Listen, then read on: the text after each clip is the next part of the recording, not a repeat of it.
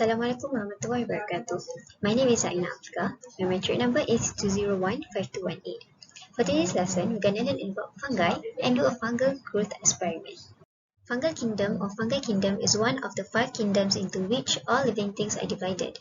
Fungi are whole separate kind of living thing. They are not plants nor animals.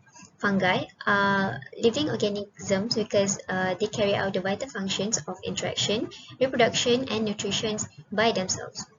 Fungi might seem like plants on the outside because many of them grow from the ground. Scientists made some discovery that can differentiate plants and fungi. For example, plants make their own food out of sunlight. Fungi don't do that. Instead, they get food from other living things. The kingdom of fungi includes mushroom, yeast, molds, truffles, lichens, and disease fungi. Mold is something we often take for granted. It's something that makes us have to throw the bread away or the cheese smell bad. It grows on food and other organic matter, breaking it down into slime and extracting nutrients for growth. Mold is one of nature's cleaners. It breaks down dead organic materials and recycles the nutrients back into the soil. It is essential in nearly every ecosystem in the world. So for today's experiment, we're going to grow some fungi on bread and observe them.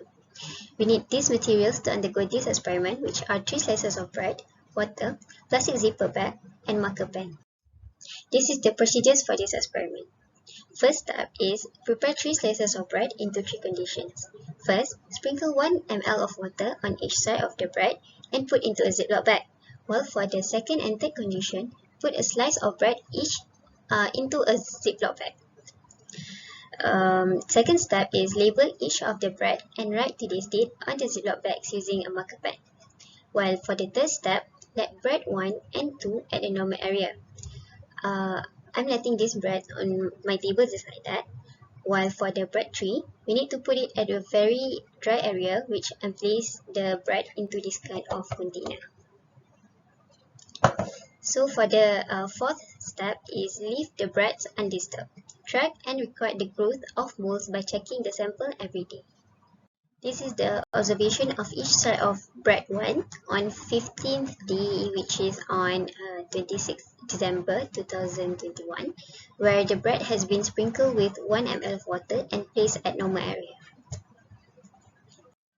This is sides of bread 2, where no water added and placed at normal area. This is sides of bread 3, where it placed at very dry area.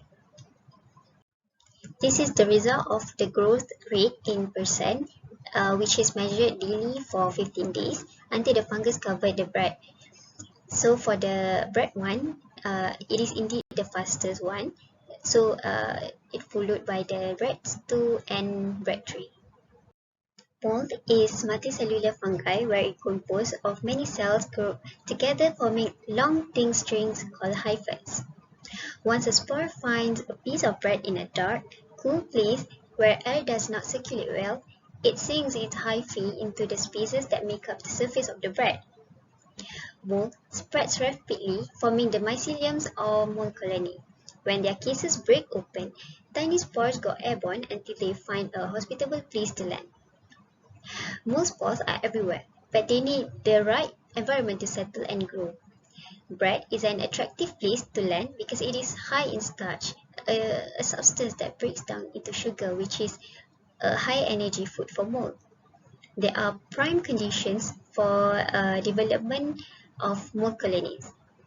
Once the starch in bread begins to set out, however, it becomes a tempting threat for hungry mold spores because molds do not have chlorophyll like other plants. They are particularly aggressive feeders, so thousands of spores can cover a piece of bread overnight and millions in a few days. Molds can only grow under certain circumstances. The mold need enough water, but not much either. The temperature should be comfortable and there should be enough food. Bread always contains enough food due to all the carbohydrates. Also, even though it might not seem obvious, but bread contains quite a bit of moisture. Even though the outside is dry after baking, the moisture from the inside will travel outwards. The crust won't get wet, but it will get noticeably softer. The slightly moist environment is perfect for molds to grow. For conclusion, Rhizophus stolonifer are the molds grown on the bread, blue, green, with black splotches and superposing. Mold is a fungus that best grows in dark, moist and warm conditions. It feeds on organic matter like bread while decomposing the same. Hence, it is harmful to consume the moldy bread or even inhale the smell of mold spores could enter the body in that way. The types of bread with high moisture contain mold faster than the drier and denser varieties. Fungi can be found in the air, plants, or in water, and they mainly transmitted through contact. Poor hygiene or poor sanitizing may be the reason why people get infected by the fungi. That's all from me. Thank you and hope this video clarifies your understanding of fungi.